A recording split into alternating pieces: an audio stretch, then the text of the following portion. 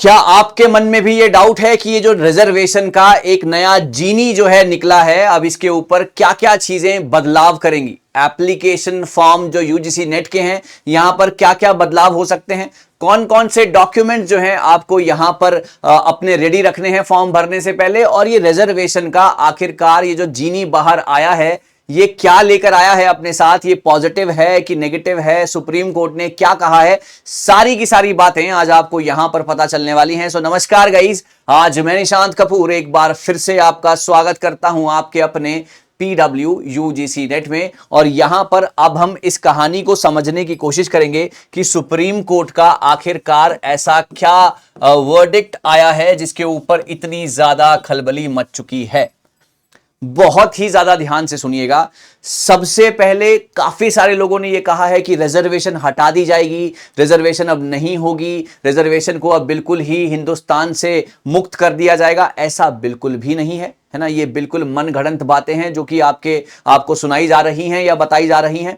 Supreme court ने यह कहा है कि जो भी बॉडी एग्जाम को कंडक्ट कराती है, यहां पर दो केसेस हैं। दो केसेस ये कहते हैं कि अगर आप किसी भी रिजर्व्ड कैटेगरी से बिलोंग करते हैं, राइट, अगर आप किसी भी रिजर्व्ड कैटेगरी से बिलोंग करते हैं, चाहे एससी, चाहे एसटी, चाहे ओबीसी, चाहे ईडब्ल्यूएस, है ना, या पीडब्ल्यूडी, फिजिकली हैंडीकैप, है ना, या फिर आप किसी भी आप कैटेगरी से बिलोंग करते हैं, और अगर फॉर एग्जांपल जनरल के मार्क्स, और यहां पर आपको डिफरेंट आपका जो है एज लिमिट होता है, आप ये बात से अग्री करेंगे, डिफरेंट एज लिमिट होता है, और डिफरेंट यहां पर आपका फी स्ट्रक्चर होता है फॉर्म भरने का, ये बात आप अग्री करेंगे। यहां पर सुप्रीम कोर्ट यह कहता है कि अगर आप रिजर्व्ड कैटेगरी से अगर आपने फॉर्म भरा है और आपका एग्जाम जो है पास हो जाता है, लेकिन अगर जनरल कैटेगरी का मान लीजिए जो कट ऑफ गया वो गया 200, इस रिजर्व्ड कैटेगरी वाले ने 220 नंबर लाकर जनरल की कट ऑफ को भी क्रॉस कर लिया, इसका मतलब यह नहीं है कि इसका एडमिशन या इसको जो है अब प्रावधान मिलेगा जनरल कैटेगरी में। जनरल सीट्स के ऊपर जो है इसकी जो है वहां पर एक्सेप्टेंस नहीं होगी, इसकी एक्सेप्टेंस होगी वहां पर जो आपके रिजर्व्ड कैटेगरी की सीट्स हैं उसी के ऊपर। यह है पहला पॉइंट जो कि सुप्रीम कोर्ट कहते हैं। लेकिन उसके नीचे उन्होंने एक और बात भी लिखी है। वो दूसरी बात यह कहते हैं कि अगर जो भी एग्जाम कंडक्टिंग बॉडी है, जो भी एग्जाम कंडक्टिंग बॉडी है, जैसे कि एनटीए यूजीसी का एग्जाम लेते हैं, तो अगर ये कहें, अगर ये अप्लाई कर दें ये चीज तो ठीक है, अगर नहीं भी करेंगे तो भी ठीक है। ओके, तो ये कोई स्ट्रिंजेंट पॉलिसी कहीं से भी नहीं है। यहां पर एक बात रखी गई है सुप्रीम कोर्ट के द्वारा, और उसके बाद आखिरी जो चीज है वो एग्जाम कंडक्टिंग बॉडी या रिक्रूटर पर यह बात छोड़ी गई है। तो दोबारा से समझते हैं, supreme court 220 number, supreme court ये कहता है कि अगर आप रिजर्व्ड कैटेगरी के हैं तो आपकी डिफरेंट एज लिमिट्स हैं, आपका डिफरेंट फीस स्ट्रक्चर रहता है। फॉर एग्जांपल अगर मैं यहां पर आपका एलिजिबिलिटी क्राइटेरिया भी अलग रहता है ना, यहां पर आपका एलिजिबिलिटी क्राइटेरिया भी अलग रहता है। अगर मैं यूजीसी नेट की ही बात कर लूं तो आपके मास्टर्स में 55% होने चाहिए फॉर द जनरल कैटेगरी, और आपके 50% होने चाहिए for the reserved category. Agree with this? लेकिन अगर आप रिजर्व्ड कैटेगरी से 50% नंबर लेकर, है ना, डिफरेंट अपनी कास्ट के साथ, अगर आप आगे अपना एज लिमिट वहां पर 5 साल का रिलैक्सेशन एज लिमिट में भी है, तो सारी चीजें जब आपने यहां पर रिजर्व्ड कैटेगरी से आपने बेनिफिट उठाए हैं, तो आप फिर जनरल कैटेगरी की सीट्स के ऊपर आपका कोई हक नहीं है, ऐसा सुप्रीम कोर्ट कहता है। साथ में वो ये भी कहते हैं कि अगर रिक्रूटर चाहें तो ही ये होगा, अगर वो कहें कि नहीं आप कर लीजिए आगे आ जाइए, तो वो भी पॉसिबल है। नंबर 1। अब यहां से बात ये उठती है कि अब आपको यूजीसी नेट का फॉर्म जैसे ही आएगा, अब यहां पर आपको कौन कौन से डॉक्यूमेंट जो हैं वो बिल्कुल हैंडी रखने हैं ताकि आपको कोई भी दिक्कत ना आए, क्योंकि अब सुप्रीम कोर्ट का वर्डिक्ट आ चुका है, राइट। तो अब आपको दिक्कतें आगे आएंगी। तो कौन कौन से जो आपको आपके सर्टिफिकेट्स हैं वो रेडी रखने हैं, क्योंकि अक्टूबर में फॉर्म निकलेगा, राइट। अक्टूबर में फॉर्म निकलेगा।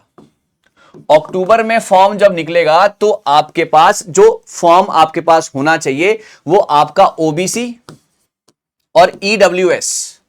पहले तो मैं आपको यह बताऊं कि जब भी आप फॉर्म भरते हैं, तब एनटीए जैसी ऑर्गेनाइजेशन आप पे विश्वास करती है कि आप अगर रिजर्व्ड कैटेगरी से फॉर्म भर रहे हैं तो आप रिजर्व्ड कैटेगरी को ही बिलोंग करते हैं।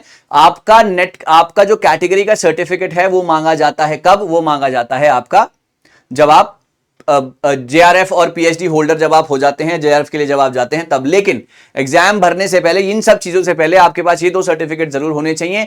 अगर आपकी एनुअल इनकम अगर आपकी एनुअल इनकम 8 लाख से कम है, अगर आपकी एनुअल इनकम 8 लाख से कम है तो आप इस कैटेगरी में बिलोंग करते हैं।